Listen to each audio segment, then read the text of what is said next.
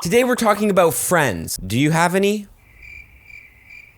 Didn't think so. Let's get into it. So there are two types of friends in Pokemon Go. You have your local friend and your global friend. Differences between the two are very simple. A local friend is a friend on your friends list that actually lives in your city or in just the general area of you, and you can actually get access to on a IRL basis. A global friend is just the opposite of that. Someone who lives not in your city, not near you, and you can't really get access to them without flying to them to do a trade, for example. Let's start with a local friend. Where do you get them and what are the perks of having a local friend? First of all, the perks. Having a local friend, number one reason is because you can actually trade with this friend. In Pokemon Go, unless there's an event, you always have to be 100 meters away from a friend to trade. This means when you hit lucky friends with a trainer, for example, you actually need to go meet them and do that trade. The only time Niantic has ever increased the trade distances up to 40 kilometers, so this means you can trade with people outside your city, but 40 kilometers is still a small distance compared to the whole world. So the biggest perk of having a local friend is being able to do that lucky trade. Second off, people to play with. Having local friends is great, and obviously you don't need to be friends with them in Pokemon Go to be able to play with other trainers, but just having that, connection with that person that you can trade with them, you can meet up with them for spotlight hours, walk around, and Pokemon Go is just so much more fun having a lot of local friends that you can play with. Now, where do you actually get these local friends? There's going to be two ways. Number one is going to be to meet them out at events. When community days go down, spotlight hours, raid hours, go to the most busiest places, best places to play in your local area. And a lot of people like myself sometimes do struggle socially to go up to those people and talk to them, but trust me, in the long run, it can be worth it. You can make, some of your best friends through Pokemon Go just by meeting them and saying, hey, what's up? What are you doing? Are you playing Pokemon Go? All that stuff. You can make some good friends. The second way, if you want to take a less social approach, is going to be through local town hall. When I say town hall, I mean places where people in a local area will be able to message. Most popular places will be things like Discord groups and Facebook groups. For example, here in Ottawa, we have Pokemon Go Ottawa, an amazing Discord ran by some amazing people. And that's where I met a lot of people in Ottawa area that I am now good friends with and I play a lot with. I always recommend you guys go ahead and search online, Pokemon Go Facebook group. Wherever you live, no matter how big or how small, go ahead and search it up. And if there isn't a Facebook group or Discord group in place for your area, make one. People will be maybe seeing this video or just generally searching for other people to play with, and you could end up meeting some people like that.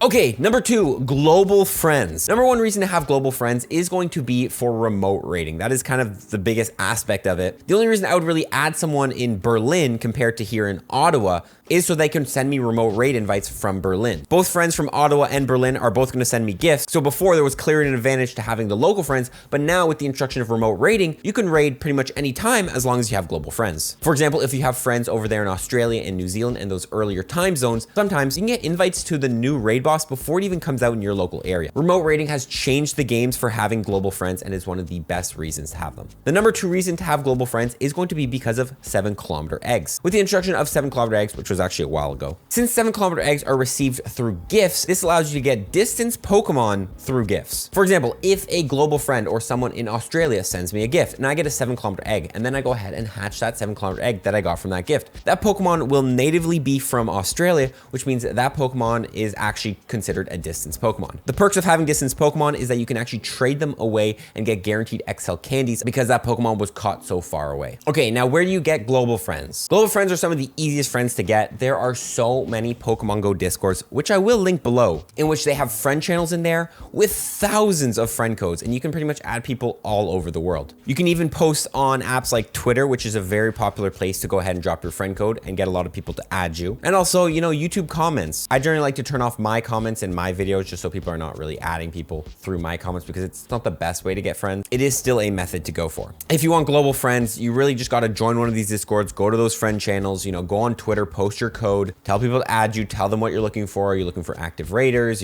for people to send you gifts often, all that stuff. It shouldn't be tough to find people to add. So yeah, that's the difference between local and global friends and the reasons to have both. I think having both is going to be in your best interest because you want to have the best of both worlds. So you can have a total of 400 friends on your friends list at once currently in game unless they update it. Currently, my ratio is what I'm going to say is you're going to want 60% local friends and 40% global friends. I think global friends are great getting those raid invites and all that jazz, but I think local friends just hold that little feel a little bit higher of a standard because you can trade with them, because you can play with them. And for me, it's just a lot more value to you. So just make sure when you're taking a look at your friends list, try to make sure you have more local friends than you do have global friends. Obviously, you don't need to have a max friends list, but just remember having both is going to be probably the best thing you can do. Now, before we end this video, there's 2 more points I want to talk about. Number 1 is going to be to create relationships. When it comes to local or global friends, it's not as simple as add them and never talk to them ever again. Creating relationships with your friend is going to be the best thing you can do, I promise, because this allows you to have quality friends. The reason you want to create relationships with your friends on your friends is just so you can have more of a communication with your friends. Sometimes you want to use lucky eggs, sometimes you want to coordinate raids, sometimes you just want to, coordinate trades and all that stuff.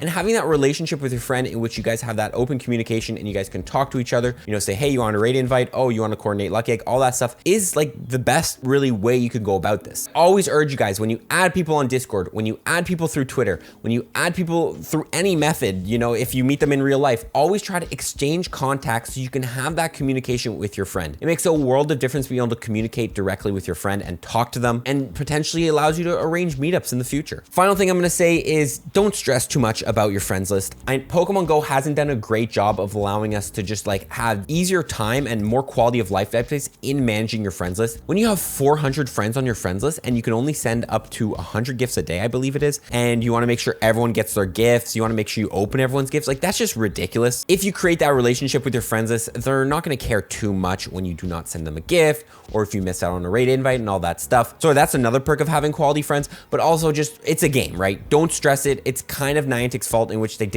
haven't done a great job of adding enough quality of life updates in which managing a 400 person's friends list is realistically possible. I'll be honest, if you're on my friends list, I barely really even send gifts. I don't even have a Pokestop on my house. I have to go walk and there's only one Pokestop in and it's 800 meters away, and I'm not going to go sit there and spin so that my full friends list gets a gift. Don't stress your friends list too much. Try to send gifts as much as possible and be as good of a friend, but also remember, it's just a game. So yeah, guys, that is my video on managing friends. Key takeaway from this video, make sure you have global and local friends, and just make sure you have communication with those friends. That's really my biggest tip in Pokemon Go, because having people to play with is the core of the game, and whether you're good or bad at the game, as long as you have people around you, that is what matters most, and that is probably what will yield you the most amount of fun. That's the video, guys. Hope you guys have an amazing rest of your day, and follow up on just one. Peace.